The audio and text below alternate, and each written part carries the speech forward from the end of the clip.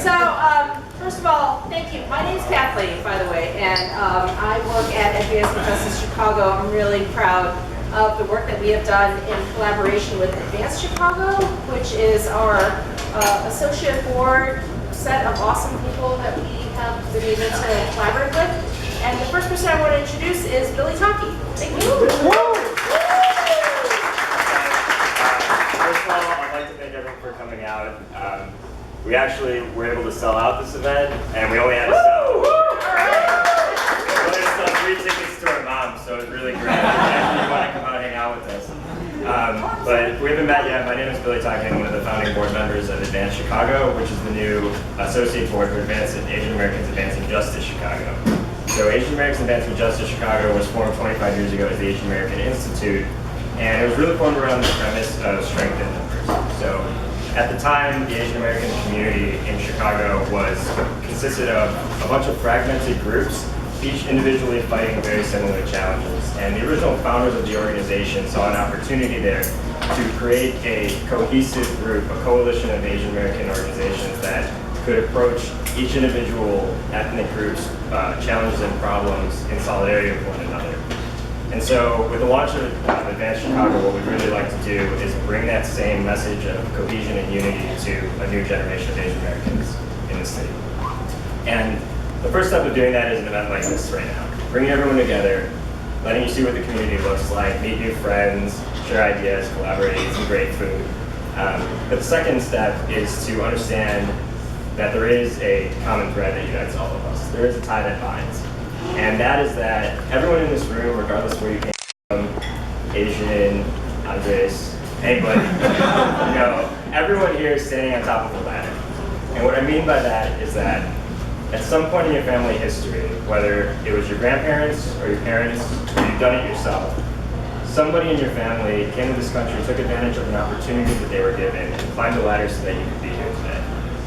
And I think that there's a tendency that once you feel like you've made it, or your family's made it, or your specific community has made it, sort of disregard that that ladder exists because you forget about the journey it took to get to where you are. And so with Advanced Chicago, what we really like to do is hold that ladder steady. And part of that is making sure that those opportunities that our families were able to enjoy are still there for future generations. So we're going to introduce 2 programs tonight. The first one is a partnership with Advancing Justice Kinetic Program, which is a group whose mission is to really empower immigrant and refugee youth in CPS high schools. And they do this through in-class and after-school programs aimed at civic engagement and leadership skills. And they've sort of identified these leaders in the Asian communities, these high school leaders who are already very outspoken and important members of their communities. And we kind of looked at this and said, okay, we have this group of young professionals, non-professional students, etc., people who are very close to that stage of life. People who have gone through college, people who have entered the job market, maybe gone through a few jobs, grad school, etc., but people who have this immense ability to be very strong mentors for them. But then the question was, how do we use that? How do we utilize that strength? And so a month ago, we were at the Milestone event, which is Advanced Justice's annual fundraiser and sort of gathered gala where they recognize upstanding members of the Asian community. And we were speaking to some of the high school students, and it's actually, they're pretty impressive. Like, they're very, very focused and driven compared to at least where I personally was in high school. So, I asked one of the girls, I said, okay, what do you want to do in school, or what might you want to study? She's like, well, I'm going to go to DePaul, I'm going to go to Illinois, and I'm going to work in finance. And then like 2 days after that, she emailed me, she said, it's nice to meet you. What can I do to work in finance this summer? And I was like, 1, you're a crazy overachiever. But 2, it's really hard to answer that question, right? Because you haven't had any necessarily business classes or business acumen. Maybe you can go apply to a local bank or something like that and try and get a clerical position. So it's like something that we were thinking about, and then we realized that answer is totally incorrect. There's tons of ways to get involved, to get relevant work experience, as long as you know the right people, right? Like if your dad works in finance, or your friend who works in finance, you can easily get those positions. There's plenty of kids that go into school every year with relevant work experience on their resume, but that's an opportunity that these students don't have, despite the fact that they're super qualified for those positions. And so what we're going to do is work with Kinetic Summer Program to establish a comprehensive job shadow program for those students so that, 1, we can do a professional training, but then also we can say, okay, every week you're going to go to a different office and you're going to learn about a different industry. And at the end of the summer, you can decide what you thought was interesting, what you'd like to learn more about. Not only are you better positioned to know what you want to do in college and what you want to study and where you might want to work, but also, if you're starting now, by the time you go to the job market, you'll have these very strong mentors for about 5 years. So that's another way that we're trying to make sure that future generations have the same opportunities to climb that ladder and all of them as we can. The second way that we're going to be approaching this is events like tonight through our partnership with Roberto and ROC United to honor restaurants like Jin Ju that are both upstanding members of the Asian American business community, but people that also have a commitment to their employees and their employees' families. So to talk a little bit more about that and its personal connection, I'd like to introduce my fellow board member, Jenny.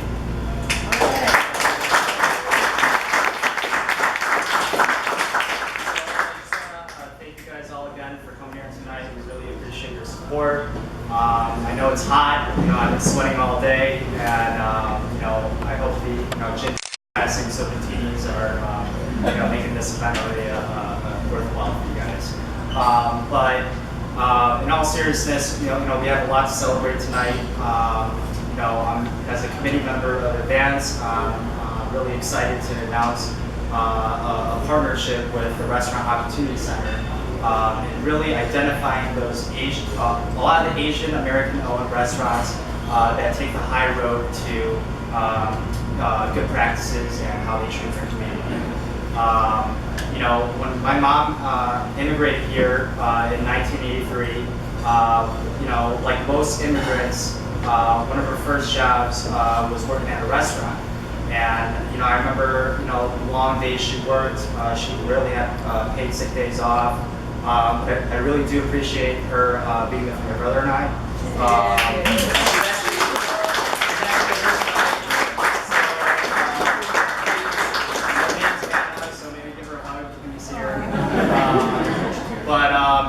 This program is very important to me because it's really important for us to raise the industry standards of employment. Without further ado, I want to introduce you to the director of ROC in the Chicago chapter, who will give you a little more details on the program's event and this great cause.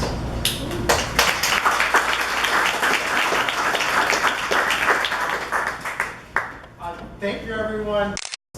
So excited to be here tonight. A sold out room. Oh my God. Let's give it up for Advance Chicago. I'm so excited to be here. For those of you who don't know about the Restaurant Opportunity Center, ROC ROC,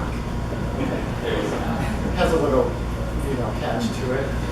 So we're the largest organization of restaurant workers in the entire country, and we work to improve standards in the industry.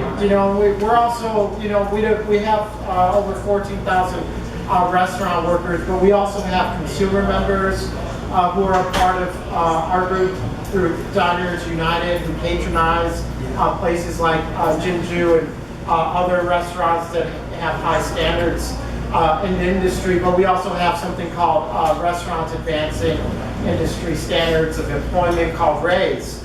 We try to get all these different stakeholders to work together to improve the industry. And so why is that important? Some people, you may know this fact, but restaurants are it's the second largest private industry in this country at this point. Just last year, for the first time in American history, people spent more time, spent more money eating out than they do buying groceries. So we spend more and more and more time at restaurants. It's awesome to be here tonight with the great food and the drinks and all these great things. Restaurant culture is awesome. It's part of what makes things vibrant, culturally. Cities, it's always great to go to a new ethnic restaurant, and it's a huge employer in our workforce, and it's a growing one. Maybe number one day. I'm going to throw out a few other statistics, and these are statistics that are changing for the better. They're actually lower, and they might be out of date. So our particular organization, we're working on unearned sick time ordinance right now. Everyone know Alderman Pilar, first Indian alderman in the city. He's leading the fight right now for a paid sick day ordinance, so that all workers in the city get paid sick days. And actually, it's very timely because that's going to be voted on in a city council committee tomorrow. Actually, I'm going to get up tomorrow, and that's going to be what we deal with. And there may be an ordinance coming very soon that ensures that we have sick days for restaurant workers. And unfortunately, 88% of restaurant workers don't have sick days. And 2/3 of restaurant workers report working while sick. You know, does anyone want to be served by a sick server? I don't see any hands. So it's a public health issue too. You know, and there are restaurant, there is a 12% of restaurant owners who provide sick days, right? You know, the point of our RAISE coalition of restaurant employers is, well, we should make sure that we patronize those places that do right by their employers, and they're creating economy for the neighborhood, for the people who work there. They're doing a great thing, but we really want to patronize employers who want to provide some decent standards for their employees. So that's the concept of sort of our high roads. We want to really highlight our high road employers like Jin Ju. I could name a few other ones. Honey buttered fried chicken is on one of our on the forefront of some of these issues. Demos Pizza, Celador Provisions. What's some other ones? I can't remember. Saigon Sisters. There's other restaurants. Chipotle went a long way, and they've started providing sick days. So we see things slowly changing, and that's the purpose of our RAISE employers, is to change. Let's vote with our dollars and patronize these owners who do the right thing, or who even want to get there. Sometimes it's not the easiest thing. Probably as John coming from a restaurant family, sometimes it takes time to figure it out, but let's figure it out, and let's try to have these standards. So people don't have to go to work sick. Some people aren't so poor that they can't afford rent and things like this. Let's make this an opportunity, because this country is based off of opportunities, and we're going to make. Well, I'm not going to say that. But the restaurants, I'm still going to got the joke. But yes, so restaurants are awesome. We're trying to make them better. We love working with our employers who want to do that with our consumers. We're all part of that picture. And thank you so much.